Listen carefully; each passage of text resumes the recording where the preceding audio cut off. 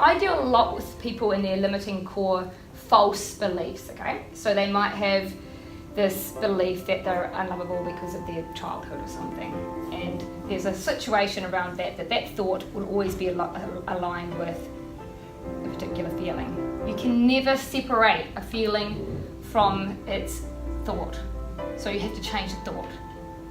That's it. So what I do is help people to restructure that thought so that the most common thought you think about is a fresh one.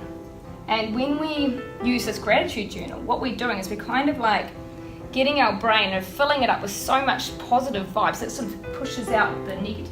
Does that make sense? It's like there's not enough room. The ratio of goodness and good vibes and positivity, which the body dines out on, it loves pleasure, it's attracted to pleasure, but it seeks, in some ways, it sort of seeks negativity and pain because we were first designed to be in survival mode and protect ourselves from tigers and life that's whoever's going to attack us. So that's why it's very easy for us to have our guard up like this. But we don't live in that society anymore, so it's a different world, and we can manipulate our brain and our mind in a positive sense so that we ultimately feel better at a core level. So when a lot of these concepts help us to build this inner confidence within ourselves, which is a confidence that when you are, say you walk into a room, I walk in here today and I'm like, well, I'm not going, well, these people are all going to love me, you know, that's not what I'm thinking. I'm like, I'll be okay if they don't. No one said we're going to tune up now. Okay, not going to deal with that one. Okay. So it's a process every day to look at the way you think about things.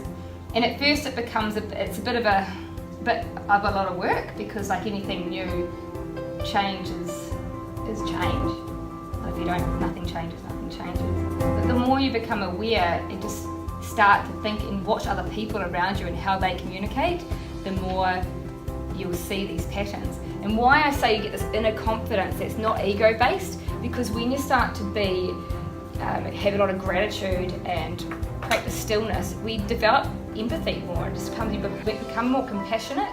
And when you are that, you just start drawing different people. You weed out the negative. You just have to think about, people that are going through troubled times and hang out with the wrong crowd.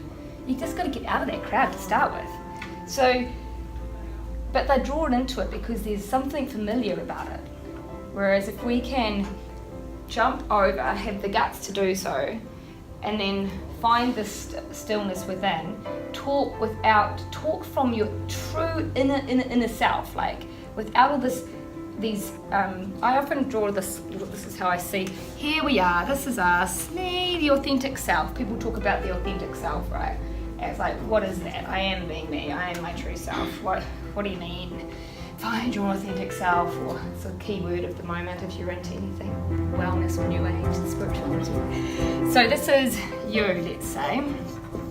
And then you've got your beliefs that was created by your conditioning, and this makes you behave in a certain way. And so this is what you react from, not that, because you've been conditioned that this is what we do in society. You've had these experiences, and everything has molded us to be this person that most of us have a few issues going on.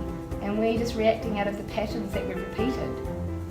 And if we can come back and react from here, then we're coming from a real heart place, because when we were a baby, that's what we were, just love. So when you communicate without blame, judgment, criticism, and comparison, you're communicating from your heart with absolute love. You're just saying,